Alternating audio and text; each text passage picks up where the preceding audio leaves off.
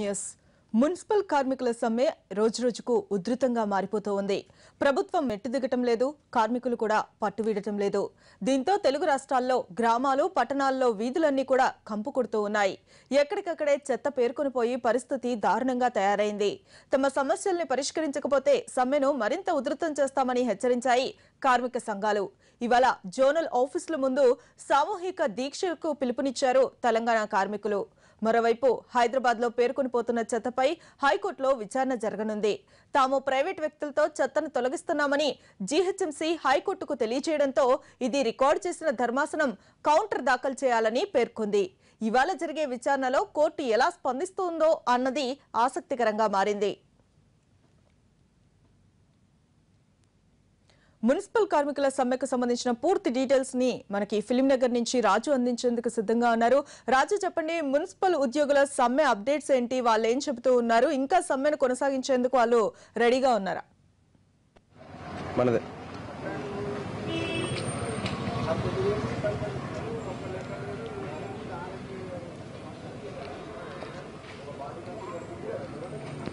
మమత, municipal కార్మికులు చేస్తున్నటువంటి సమ్మె ఈ రోజుకు 8వ రోజుకు చేరుకున్నటువంటి పరిస్థితి. కానీ సమ్మె నేపథ్యంలో హైదరాబాద్ మొత్తం దుర్గంధం, ఎక్కడ చూసినా సరే మొత్తం చెత్త కుప్పలే కనిపిస్తున్నాయి. చెత్త కుప్పల చోట ఉన్నటువంటి పరిస్థితి దారుణంగా కనిపిస్తుంది. మొత్తం ఈగలు ముసురుతున్నాయి, దోమలు వస్తున్నటువంటి పరిస్థితి.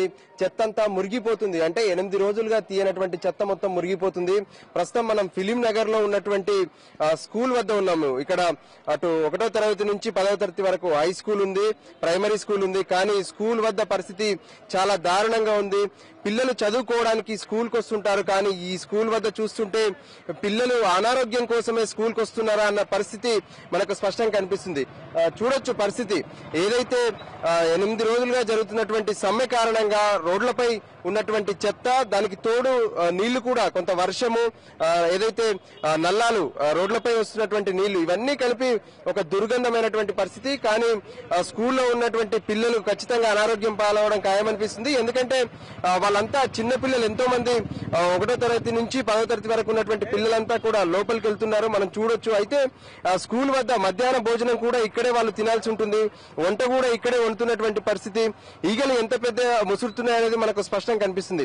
ఇవన్నీ చూస్తుంటే మాత్రం ఏదైతే కార్మికులతో వెంటనే పరిష్కారం జరగకపోతే మాత్రం హైదరాబాద్ లో ఖచ్చితంగా అనారోగ్యం సంబంధించినటువంటి దాఖలాలు పెద్ద ఎత్తున కనిపిస్తున్నాయి. ఇప్పటికే స్కూల్లో చాలా మంది పిల్లలు స్కూల్ కు రాకుండా అనారోగ్యంతో, ఏదైతే జ్వరాలతో ఇంటి దగ్గర ఉన్నటువంటి పరిస్థితి కూడా కనిపిస్తుంది. కొంతమంది వాళ్ళ పిల్లలు ఎవరైతే స్కూల్లో చదువుకుంటున్నారో వాళ్ళకి సంబంధించినటువంటి తల్లిదండ్రులు కూడా మనతో ఉన్నారు.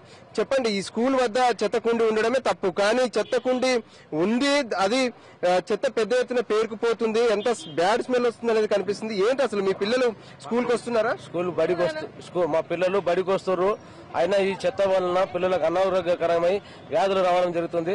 దానివల్ల సక్రమైన నిర్ణయం తీసుకొని ఈ యొక్క చెత్త కొరకు ప్రభుత్వం ఎట్టి పరిస్థితి న్యాయం చేసేసి చెత్త చేసే మార్గం చేయాలి. ఎట్టి పరిస్థితి ఈ స్కూల్ పక్కన కూడా ఇటువంటి చెత్త కొన్ని ఉండకూడదని చెప్పేసి మేము ప్రభుత్వం తెలుస్తున్నాం, పట్టించుకోవడం లేదు. మీరు చెప్పండి, పిల్లలు చదువుకుంటున్నారు, పక్కనే ఎంతో మంది చిన్నపిల్లలు ఉన్నారు, అలాంటి చోట ఇంత దారుణంగా చెత్త కనిపిస్తుంది. దీన్ని తీయమని గానీ ఒకవైపు ప్రైవేట్ వాళ్ళతో చెత్త తరలిస్తున్నామని చెప్పి ప్రభుత్వం చెప్తుంది. వాళ్ళు ఎవరైనా వచ్చి ఇక్కడ తరలించే ప్రయత్నం చేశారా? ఎవరు కూడా రాలేదు సార్. మాకు చాలా, మా పిల్లలకు ఇంత ఘోరమైన పరిస్థితి ఇప్పుడు ఏర్పడినది. ఇప్పుడు దాదాపుగా 8 రోజుల నుండి అవుతుంది. పిల్లలు కూడా అనారోగ్యంగా పాలవుతున్నారు.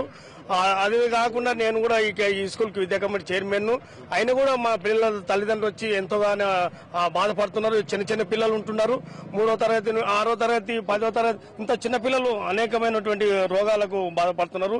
ఇక్కడ మధ్యాహ్న భోజన పథకం కూడా ఉండదు కదా, దాన్ని బట్టి కూడా మరి ఇది ఉండదు.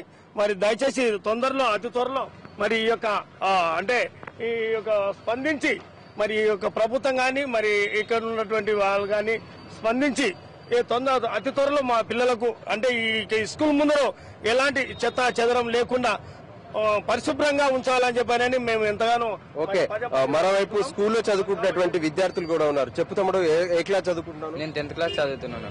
ఇక చెత్త పడేయడంలో చాలా ఇబ్బందిగా ఉన్నాయి. మా స్కూల్కి రావాలన్నా చాలా ఇబ్బందిగా ఉంది. వాసన తట్టుకోలేక లోపల ఈగలతోటి మధ్యాహ్నం భోజనం కూడా పెడుతున్నారు. ఆ భోజనం మీద ఈగలు పడుతుంటే ఎలా తినబుద్ధి అవుతుందండి? చాలా మంది రోగాలు వచ్చి సగం మంది స్కూల్ కూడా ఆడడం కూడా ఆపేస్తున్నారు. దీనిపై ఏదైనా చర్యలు చేస్తారేమో అని మీ సార్ చెప్పారా సార్ ఈ పరిస్థితి ఉంది ఏం చేయమంటారని ఏమైనా సార్ని అడిగారా మీ పిల్లల సార్ వాళ్ళకి చెప్తే గవర్నమెంట్ పట్టించుకుంది, మనం ఏం చేయగలము, మనం చేద్దామన్నా బస్తీ వాసులు పట్టించుకోవాలి కదా అని వెయిట్ చేస్తున్నాం. ఓకే చెప్పు, అందరు స్కూల్కి వస్తున్నారా?